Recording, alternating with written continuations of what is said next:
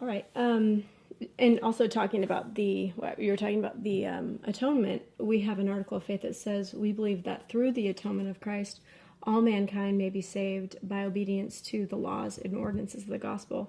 What I find interesting is that if we said, we believe that because of the atonement, because Christ came first and showed us this, that all mankind may be saved through obedience to the laws, not necessarily ordinances, because ordinances are just formal ways of promising to keep a law. Can I just correct though? Sure. All mankind won't be saved through obedience to the law. Okay. The way we actually, when I talked on in the first century about being saved, I was specifically referring to the condition of at-onement with God, which is what this atonement is all based upon. Now, at-onement with God is not achieved by obedience to law at all, in fact. At-onement with God is achieved by receiving God's love into your soul. That automatically causes you to be obedient to law, but it's the result of at-onement with God that causes you to be obedient to law. You can't be obedient to law and not receive divine love and then expect to be at one with God. At-onement with God can only be obtained by receiving divine love into the soul to the condition of at-onement with God. And as a result of becoming in this loving state, you will automatically be obedient to law. But if you're obedient to the law of repentance or humility, if you're using those laws and utilizing those laws, then shouldn't they also bring about the at-onement? If you're using those in the right way. But it's not, if you think about it, it's not those laws themselves that do it. Yes, you're right. You're right. It's those love, laws. It's God's love that does the transformation of the soul. Our humility and desire for truth are important parts of assisting God's love to transform the soul. Because obviously, if I'm not humble and I have no desire for truth, then I'm going to be very resistive to the principles involving love, and therefore I'll reject God's love, and therefore God's love will never transform my soul. But I feel it's very important that we see the distinction between the process of law in comparison to the process of the transformational effects of divine love. It's the reception of divine love into the soul that transforms the soul, not the following of law that transforms the soul. A person can actually follow law and yet not receive love. That's important to know. And it's very important to understand that. And so we can act in harmony with the law, but at the same time not receive love that transforms the soul. And unfortunately, this is what I find happening in many religions on the planet.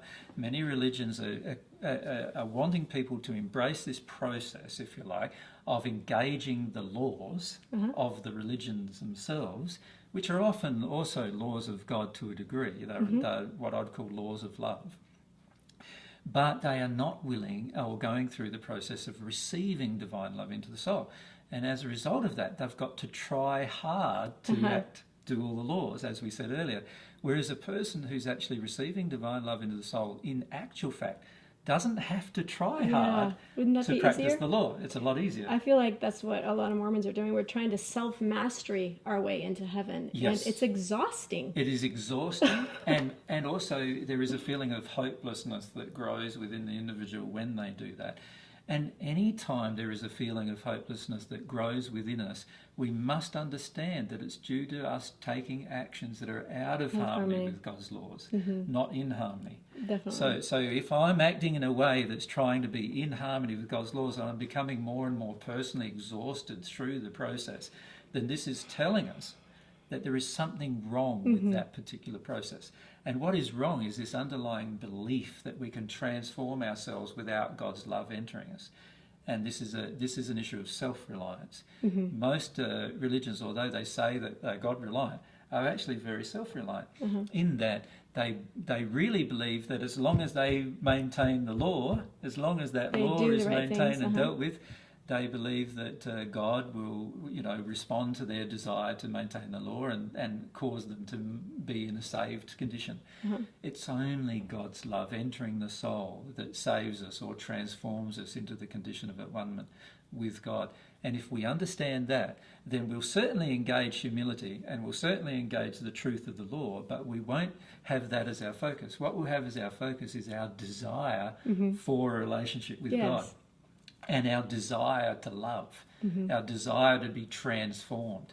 And the reality is that all of God's laws that affect the human soul are all affecting the human soul to transform the soul. Like the law of compensation or the law of karma is a law created by God to transform the soul. But the law of repentance does it much faster. It's a much faster law to transform the soul. And God is constantly desiring our soul to be transformed into something that's higher and higher and higher and higher in condition of love. Because the higher condition of love we become, the more happier we're going to be, the more joyful we're going to be, the easier we're going to find love, not harder. The easier we're going to find our life, the more harmonious we'll be with our soulmate, the other half of our soul, and the more harmonious we're going to be with every other person and every other creation on the planet without trying, without having to go through this big effort every single day.